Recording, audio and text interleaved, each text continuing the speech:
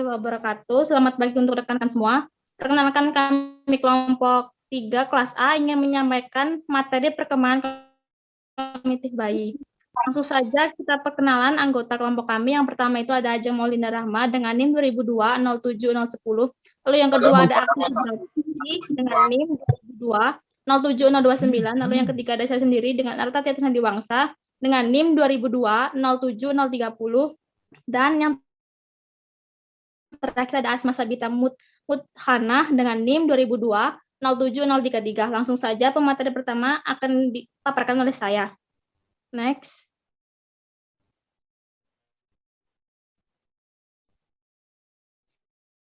Apa sih itu perkembangan kognitif? Perkembangan kognitif itu tahapan kemampuan seseorang, bayi atau anak dalam memperoleh pengetahuan dari pengalaman serta informasi yang ia dapat. Kemampuan kognitif itu meliputi kemampuan proses mendapatkan informasi, alasan, mengingat, dan berhubungan dengan orang lain. Pada perkembangan kognitif bayi ini ada beberapa pendekatan klasik, antara lain yaitu pendekatan behavioris. Pendekatan ini ada pengalaman.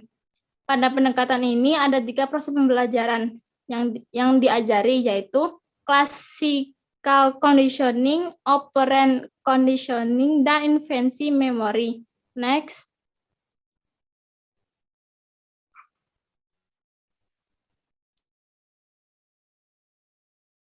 Lalu yang kedua ada pendekatan psikometrik. Pendekatan ini mengukur perbedaan kuantitatif dalam kemampuan kognitif dengan menggunakan tes yang menyatakan atau memprediksi kemampuan tersebut. Jadi, pendekatan psikometrik ini menggunakan tes atau ujian-ujian untuk mengetahui kemampuan seorang anak atau bayi.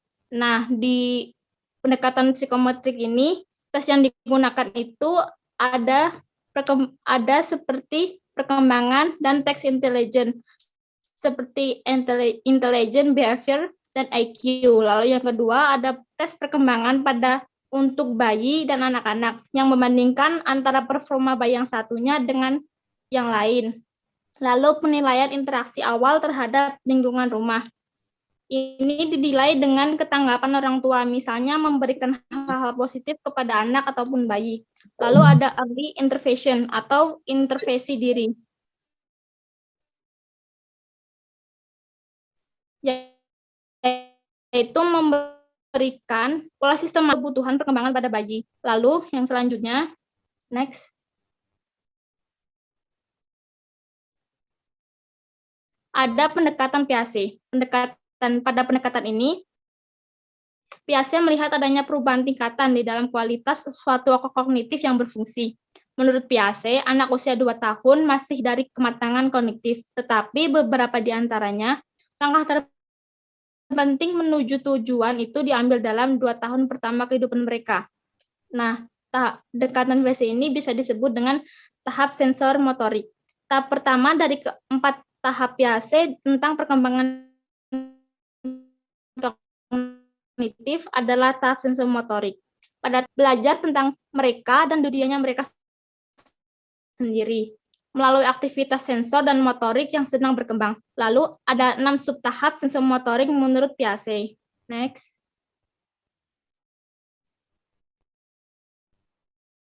Pada sub pertama itu antara usia 1 tahun.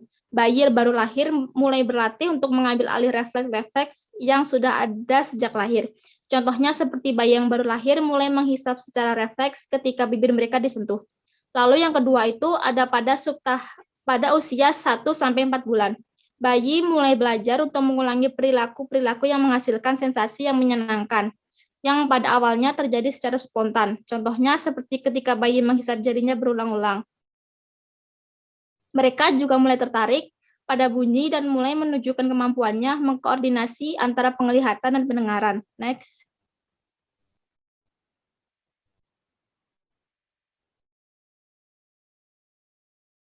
Lalu yang ketiga,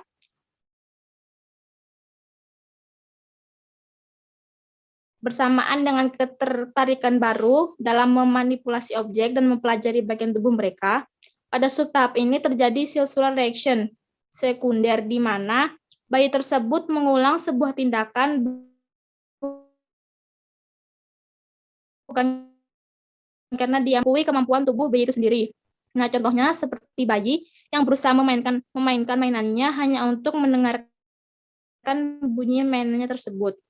Lalu yang keempat ada pada tahap keempat pada usia 8-12 bulan. Bayi belajar menggeneralisasikan dari pengalaman lalu untuk memecahkan masalah. Misalnya, bayi di sini akan merangkak untuk mendapatkan apa yang dia inginkan. Lalu bayi akan menggenggam dan menjauhkan benda yang menghalangi sesuatu yang mereka inginkan, misalnya tangan orang lain yang menghalangi pandangannya. Next.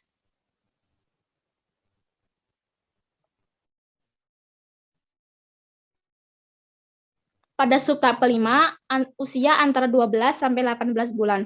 Bayi mulai mencoba perilaku baru untuk melihat apa yang terjadi. Misalnya, seorang balita mungkin akan meremas bebek plastiknya yang berbunyi ketika ia menginjak untuk melihat apakah benda tersebut berbunyi kembali. Seakan bayi itu akan memastikannya.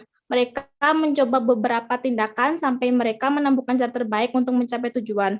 Lalu yang terakhir, pada tahap ke-6, usia 18 sampai 2 tahun, merupakan transisi ke tahap praoperasional masa kanak-kanak awal. Kemampuan secara mental menghadirkan kembali objek dan tingkah laku dalam ingatan, cukup banyak melalui simbol seperti kata, angka, dan gambar-gambar mental, membebaskan anak dari pengalaman langsung. Lalu, materi selanjutnya akan disampaikan oleh Ajeng. Kepada Ajeng, kami persilakan.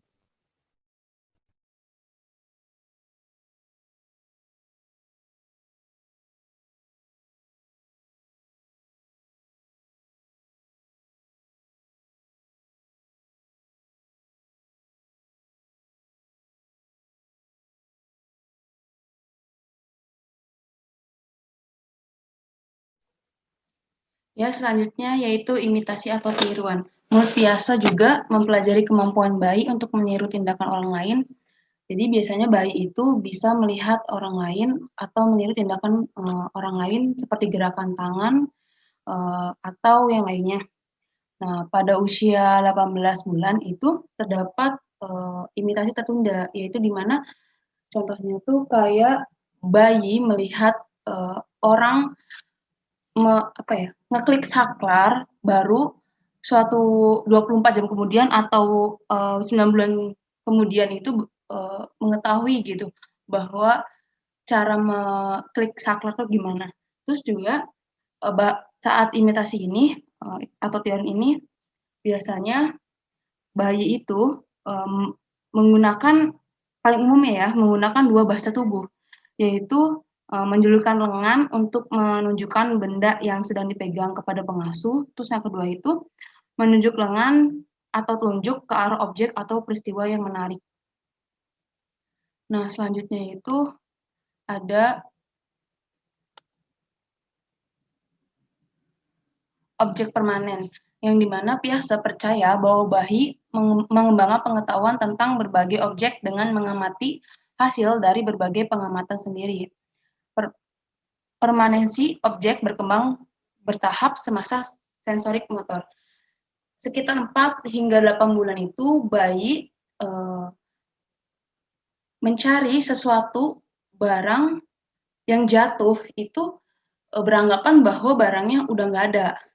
Sedangkan pada sekitar 12 hingga 18 bulan ketika bayi ada barang jatuh gitu, bayi mikirnya barang yang disembunyiin jatuh gitu. Bayi mikirnya tuh nyarinya di situ aja, nggak nyari ke tempat lain, padahal barangnya itu disembunyiin.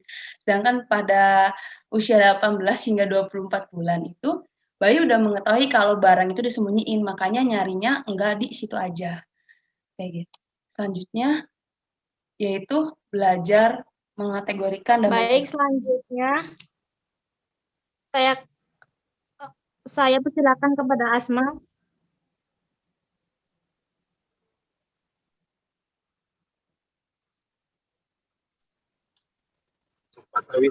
Selanjutnya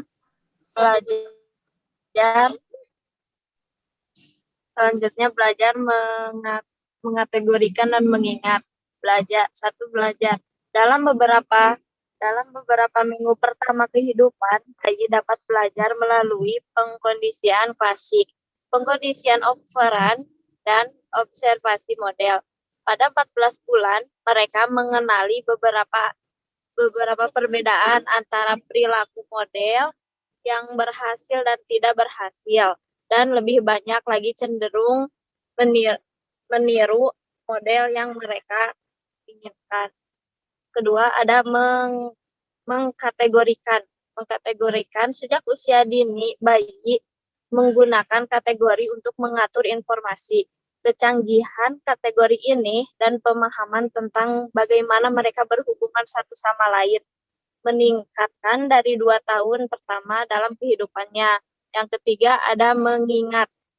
Pada usia bayi berusia 3 dan 4 sampai 4 bulan menunjukkan tanda-tanda tertentu selama beberapa hari atau seminggu. Jadi, bayi mengingat lebih dari yang diyakini biasa. Tetapi ingatan mereka sangat spesifik dengan bertambahnya usia. Ingatan mereka menjadi semakin tidak terikat pada isyarat tertentu yang konteks. Next.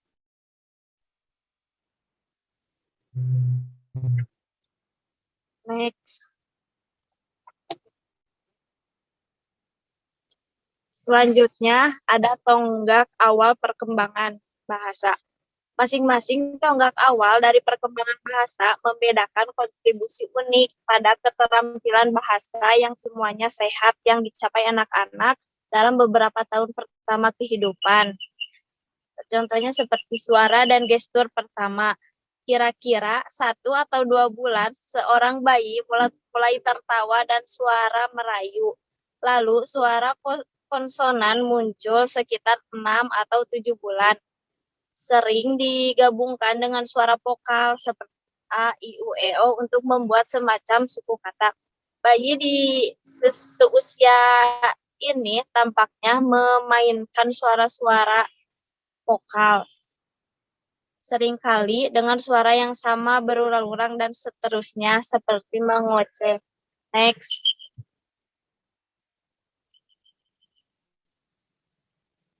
Pada usia 9 atau 10 bulan, bayi mulai menuntut atau meminta sesuatu menggunakan gerakan atau kombinasi gerakan dan suara.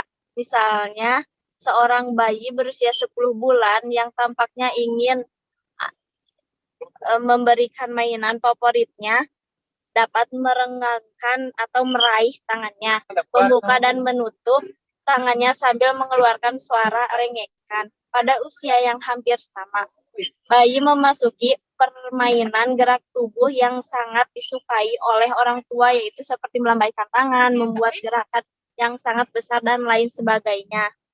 Next. Selanjutnya ada pengenalan kata. Pada umur 9 atau 10 bulan, sebagian besar dapat memahami arti dari 20-30 kata. Kemampuan memahami kata-kata ini dikenali sebagai bahasa reseptif. Semua informasi ini mengungkapkan serangkaian perubahan yang tampaknya menyatu dalam waktu 9 atau 10 bulan. Permulaan gerakan yang bermakna, aliran celotehan ke arah suara, bahasa yang didengar, permainan gerakan seperti meniru, dan pemahaman pertama dari setiap kata, seolah-olah anak sekarang memahami sesuatu tentang proses komunikasi dan berniat untuk berkomunikasi dengan orang dewasa. Next. Selanjutnya ada kata pertama. Rata-rata bayi mengucapkan kata pertama antara usia 10 sampai 14 bulan. Awalnya total kosakata anak hanya mama atau dada. Bisa pula kosakatanya mungkin hanya suku kata sederhana yang memiliki lebih dari satu makna, tergantung pada konteks di mana anak mengucapkan da. Mungkin berarti sepertinya saya ingin itu, saya ingin keluar, atau kata-kata tersebut yang mengungkapkan pikiran disebut holoprasa antara usia 16 dan 24 bulan seperti ledekan penamaan. Diduga terjadi anak mungkin bergerak dan mengucapkan 50 hingga 400 kata, namun gejala ini menunjukkan bahwa ini tidak bersifat universal. Selanjutnya, saya kembalikan kepada moderator. Baik, untuk materi selanjutnya akan dijelaskan oleh Akso. Pada Akso, kami persilakan. Baik, untuk materi berikutnya saya yang akan menjelaskan. Sebelumnya suara saya dapat didengar? Kedengar. Tes, suara saya terdengar? Iya. Siap. Oke, langsung ke materi. Materi berikutnya adalah kalimat pertama. Awalnya anak biasanya menggunakan bicara telegrafik terdiri atas hanya sedikit kata esensial, seperti ketika seorang bayi mengucap nek dur. Sepertinya yang ia maksud adalah nenek sedang tidur di lantai. Urutan kata umumnya mengikuti sesuai dengan yang didengar anak. Di antara usia 20 sampai 30 bulan, anak menunjukkan kompetensi dalam sintaks, aturan merangkai kata dalam bahasa tertentu. Mereka akan secara nyaman dengan artikel a, de, preposisi di, pada, kata sambung dan atau kata jamak kalimat bentuk lampau pada usia 3 tahun.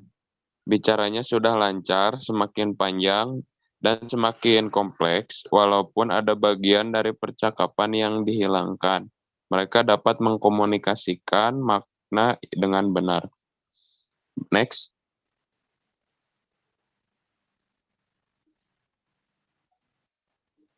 Next.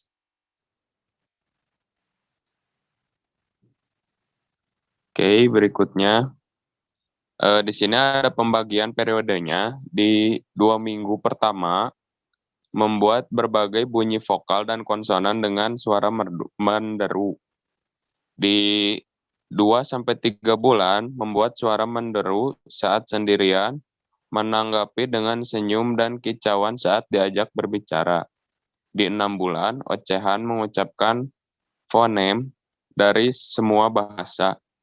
Di 6-9 bulan, berfokus pada fonem, ritme, dan intonasi bahasa yang digunakan di rumah. Memiliki kosakata reseptif 20-30 kata. Di 12 bulan, bahasa ekspresif muncul mengucapkan 1 kata. 12-18 bulan menggunakan kombinasi isyarat pada kombinasi dengan variasi intonasi atau hala frase. Di 18-20 bulan menggunakan kalimat 2 kata atau pidato telegraf, memiliki kosakata ekspresif 100 hingga 200 kata. Next.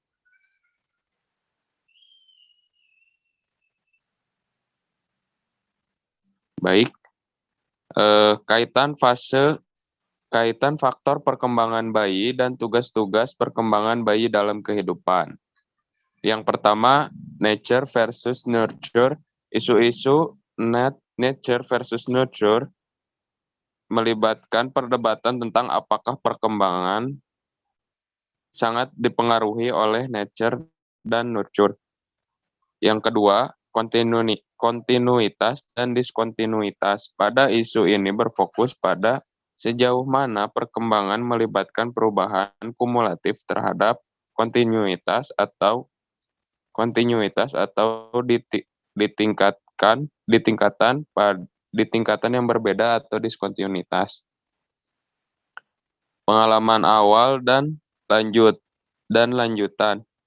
Isu ini berfokus pada sejauh mana pengalaman awal, terutama pada masa bayi atau pengalaman lanjutan menjadi faktor utama penentu perkembangan bayi bagi mereka yang menekan pada pengalaman awal.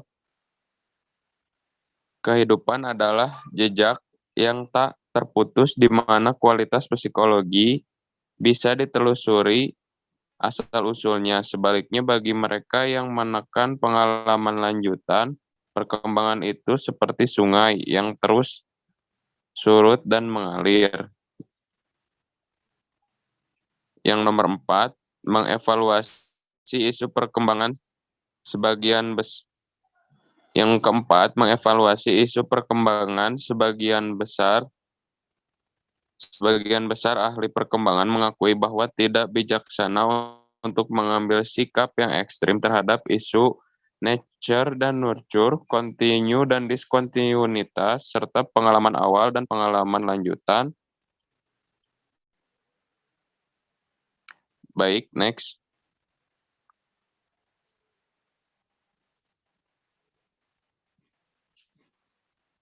Dan yang terakhir, ada beberapa tugas perkembangan yang muncul dan harus dikuasai oleh anak pada masa ini.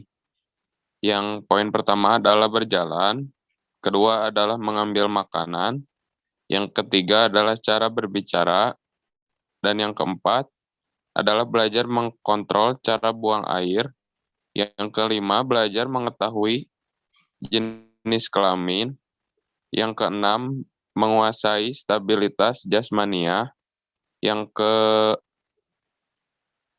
ketujuh adalah memiliki konsep sosial dan fisik walaupun masih sederhana. Sudah harus mengetahui apa itu binatang, manusia, rumah, baik, jahat, dan lain-lain. Yang ke-8, belajar berhubungan sosial yang baik dengan orang tua serta orang-orang di sekitarnya, karena akan selalu berhubungan dengan orang lain, baik di keluarga maupun di lingkungan.